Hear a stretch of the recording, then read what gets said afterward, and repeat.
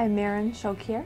And I'm Jamie Showkier, and the title of the book is Authentic Conversations, Moving from Manipulation to Truth and Commitment. For years, culture change has been a huge issue in organizations. How do we change this culture to be more flexible or more nimble? I worked for newspapers for more than 20 years, a lot of that in management. And what you discover in those cultures is that you miss out on so much information and so much ingenuity and so much energy because people are afraid. The typical traditional conversation, both in organizations and in other relationships, is when you and I have a difficult issue, is for me to say, this is what you're doing to make things difficult, as opposed to saying, this is the difficult issue that we have and here's what I'm doing to make things difficult. And by recognizing the fact that they are choices that we're making, we can then frame new conversations with others around the choices that they're making, the choices that we're making, and move from hopelessness to optimism. It sounds like a really simple concept, but it's difficult to live out. It requires personal transformation and really great personal courage and taking risks in the workplace. Because it is a huge risk in an organization sometimes to tell the truth.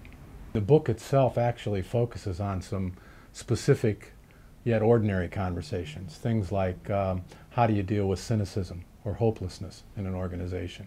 How do you deal with helplessness in an organization? How do you deal with caretaking and issues of betrayal?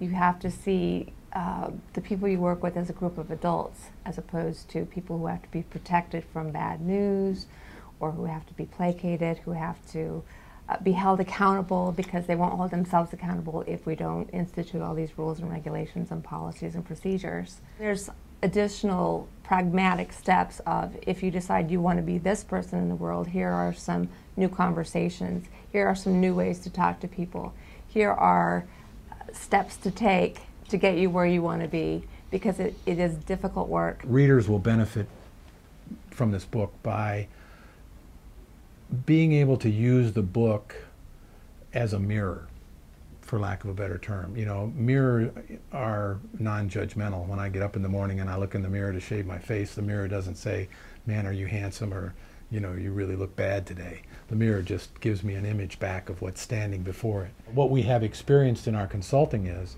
that when a critical mass of people in a business unit or a critical mass of people in an organization actually focus attention on changing some of these ordinary conversations, the culture does change.